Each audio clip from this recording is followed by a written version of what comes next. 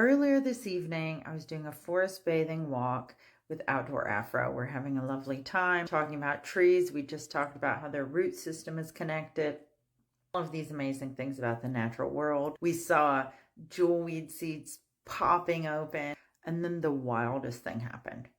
We saw this owl, and we all felt so lucky. This is just after everyone had their alone time, tuning into the forest, tuning into the wetland, observing what we observed, and we all came back together.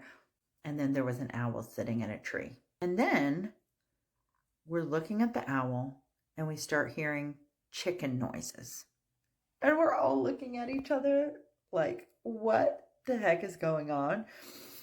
And we're thinking, that's an owl, but it's making chicken noises. Not long after, we discovered there was a chicken in the bushes that the owl was watching. But one of the things that was so funny to me and so tickled me was what we saw with our eyes and what we were hearing didn't match. And it took time for us to figure out what was going on.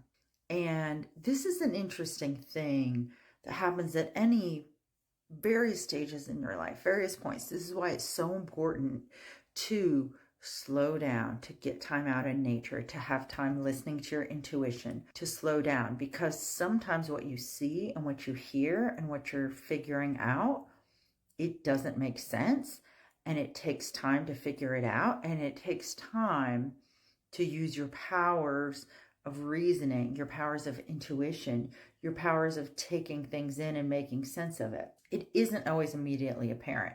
We had a bunch of smart people all gathered there together. We were all confused for a few moments. Interestingly, we all started piecing it together right at the same point in time.